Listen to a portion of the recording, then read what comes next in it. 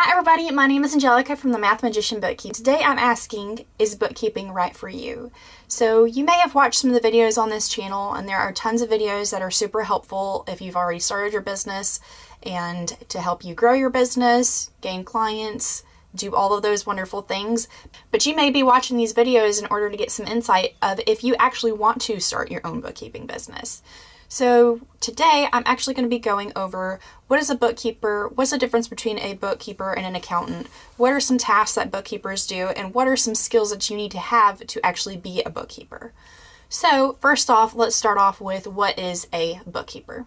So a bookkeeper is someone who's going to take care of your financial records and transactions and be able to make sure that they are organized and recorded. That way, come tax season, everything is accurate and up to date, and then the accountant can come into place. So what's the difference between a bookkeeper and an accountant? Your bookkeeper is going to be taking care of your day-to-day tasks when it comes to finances, sending out invoices, categorizing transactions, so on and so forth. And then your accountant is actually going to take some of those financial statements, everything that's been compiled, and be able to forecast how the finances will look and be able to get taxes done.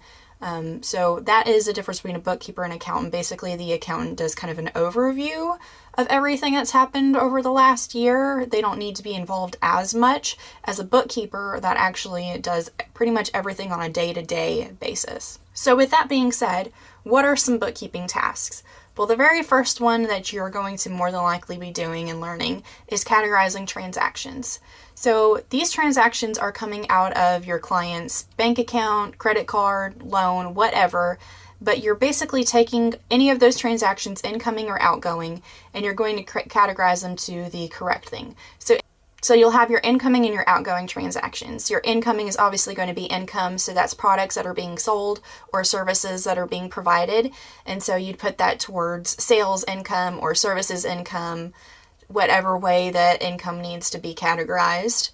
And then there's also going to be your outgoing expenses. So that's obviously going to be anything that is being used for the business. So let's say you went out to eat with a client, you can charge that as meals. If you went and had accounting services, you'd put that under professional service, accounting service, something like that.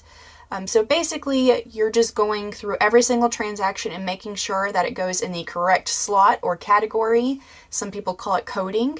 And so what this does is it makes sure that everything is in its correct place.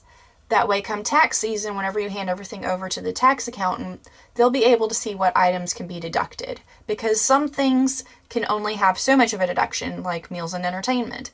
And then other things, you get a full-on 100% deduction. I think bookkeeping and accounting is one of those that is 100% deductible, meaning that they get that money back. They get kind of reimbursed for the money that they spent. So having that is very important. That way they don't owe a bunch on taxes, and that they're actually having a good balance of money coming in and money going out.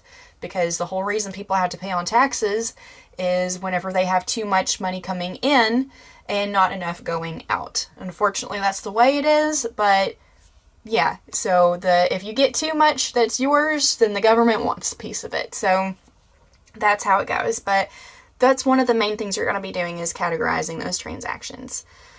So then, once everything's categorized, and this is done pretty much on a daily basis, the categorizing of transactions, then you want to make sure the account is actually balanced. So if it's a bank account that you're looking at all these transactions for, you want to make sure at the end of the month, everything is balanced.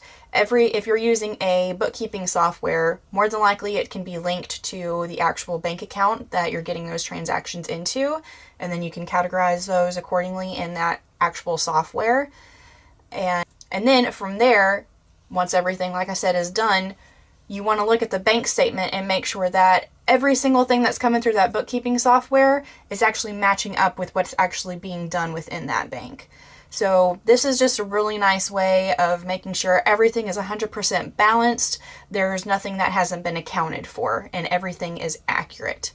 So that's one of the things that you'll be doing, and that's called reconciling an account.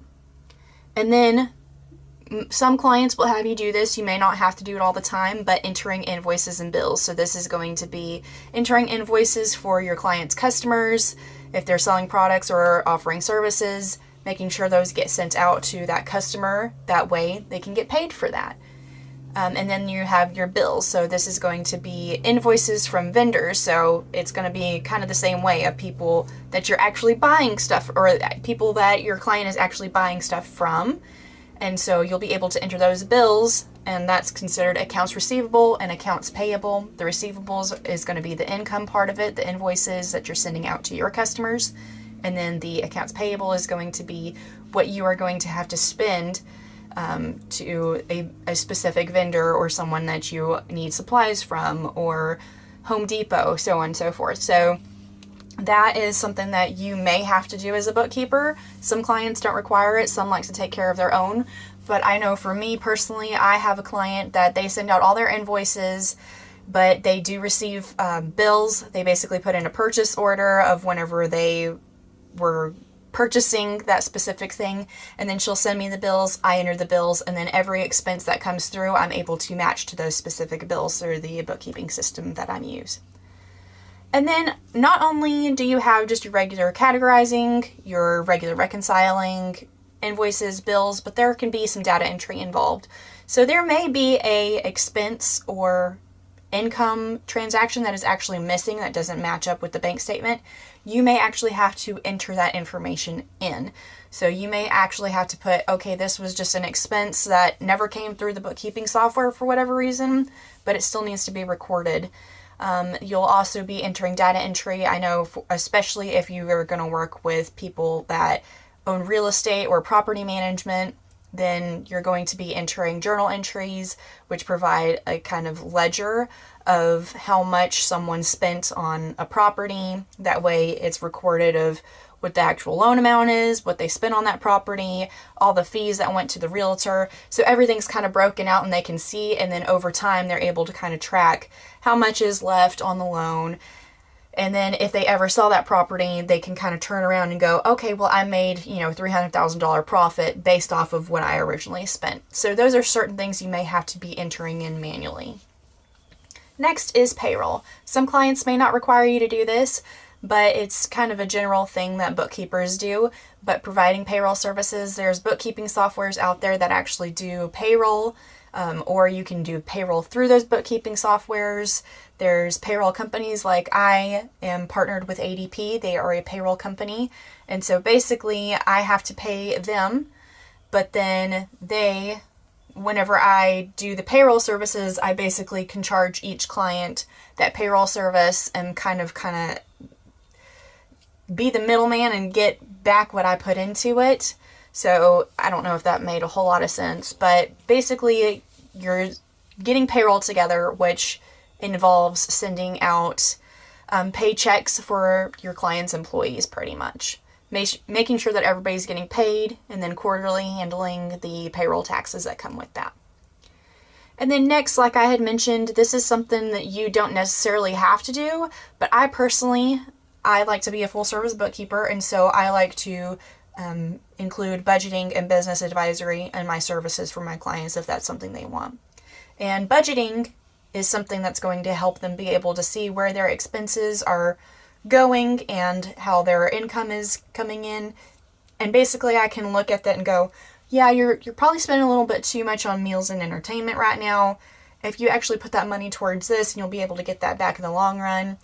Or, it just kind of gives them a better idea of where their money is going. That way they are able to keep track and make smarter decisions within their business, so that they can actually grow their business and make more of an income and then keep expanding. So there's a whole lot of uses for that, and I can make another video entirely on budgeting and business advisory, because I know a lot of bookkeepers that don't typically do that, but I try to practice that within my business.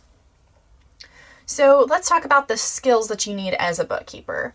So bookkeeping is actually pretty simple, but there are things that you may have to do. So one of the things that drew me to bookkeeping was the kind of detail. I'm a very detail-oriented person. I like organization, and I like solving puzzles. And so that's kind of what bookkeeping was for me. It was a great way for me to kind of have everything that I really enjoyed all in one. So you're going to have to be kind of an organized person, or at least know how to organize certain things.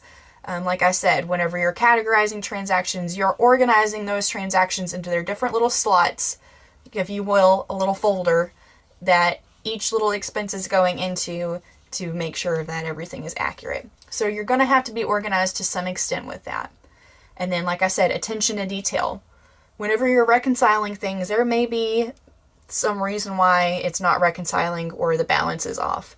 You're going to have to actually pay attention and go through every transaction to figure it out. And sometimes it could be something as simple as the ending balance that you put in is wrong, or the ending date is wrong, but it's like tiny little minute things like that that can get you that you may not be aware of. And then along with that comes problem solving. So along with the attention to detail, like I just said, is kind of taking a step back and being able to look at this and go, okay, what is going on? Because there have been so many times that I've tried to reconcile something. All my amounts are in there, everything seems fine, but it's not balancing, and that's because it's grabbed onto one transaction that just happened to be on a different statement date. And so even though it's within that month, it may have grabbed it from a month afterwards, like it didn't go through until after that month. And so you kind of have to problem solve and figure it out.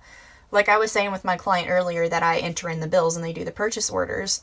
Sometimes whenever I'm looking to match the payment that they made to that actual specific bill or vendor, it's hard to find. So I actually have to get in there, get on their vendor's website, look at the actual payments, figure out what's going on. Why is this amount in here, but it's not actually showing up? So I'm actually kind of in the middle of doing something like that right now. But it's about taking that time, that way your client doesn't have to figure out what are these small little issues and what is throwing this off so bad. So kind of taking the time to figure out what is the missing puzzle piece and how do I get to that point. And so along with that goes digging deep. I wrote that down because it involves more than just surface level, oh yeah, here's the thing and I can just enter in a number and it'll magically go away. There are a lot of bookkeepers that if something doesn't reconcile, will just randomly put a journal entry to change, if your account balance is off by $1,159, they will just randomly put $1,159 in there just to make the account balance, which is great that the account is balanced. But now we have no way to show where that $1,159 came from. And so those are kind of dire situation only, but it's more than just, I've got to do this to fix this problem real quick. It's actually figuring out what's going on and kind of digging in a little bit more. So anyway, that is kind of my take on bookkeeping. Those are some of the things that you may have to do as a bookkeeper. I personally really enjoy it. If you want to watch my story, you're more than welcome to watch my story of how I became a bookkeeper. But yeah, anyways, I hope that y'all enjoyed this video. And if you are just starting your bookkeeping business, if you're thinking of starting a bookkeeping business, there is nothing else that I would recommend than actually talking with someone who has been through it and who can give you some great pointers. And so if you're interested in learning how to grow your business once you actually get it on its feet, then please click the link in the description below. Thank you so much for watching. Like this video, subscribe, and I will see you in the next one. Bye.